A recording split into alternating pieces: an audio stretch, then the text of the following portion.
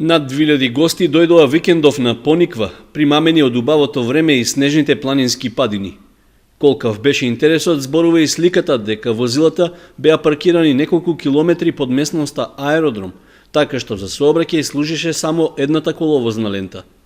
Можеа да се забележат регистарски таблички од Штип, Струмица, Неготино, Квадраци, Куманово, Скопје и од другите околни градови. Невозможно беше да се најде слободно место на паркингот кај одморалиштето на МВР, па гостите пеш се упатуваа кон терените за скиење и кон угостителските капацитети. Иако високата дневна температура го топише снегот, тоа не беше пречка за најмладите да уживаат на скијачките патеки. Освен за еднодневен престој, кај гостите има голем интерес и за неколкудневните аранжмани, зашто постојните сместувачки капацитети тешко можат да одговорат. Ние сме до 5 март се полно, така да речем. Колку што знам и соседните објекти што се наменети за угостителство, нели?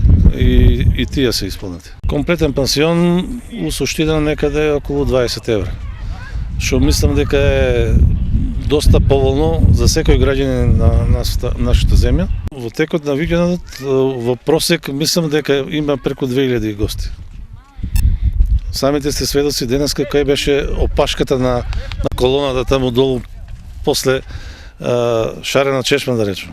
Набавката на топовите за снег и опремата за подготовка на патеките за скиење што се направи минатата година е само дел од подобрувањето на условите за зимска рекреација. Неопходно е и нивно правилно користење, за да се избегне создавањето купишта снег што се појавија на средина на скипатеката број 1. На нашата општина и фали уште неколку стилифта кои ќе го задоволат, нели, апетитот на не само на страстите скијачи, туку и на оние што се почетници.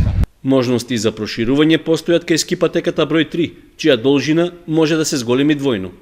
Освен условите за скиење, и понатаму останува потребата од подобро одржување на хигиената на Пониква, бидејќи отпадоците околу контейнерите веќе 10 дена го расипуваат убавиот впечаток од снежните планински пејзажи.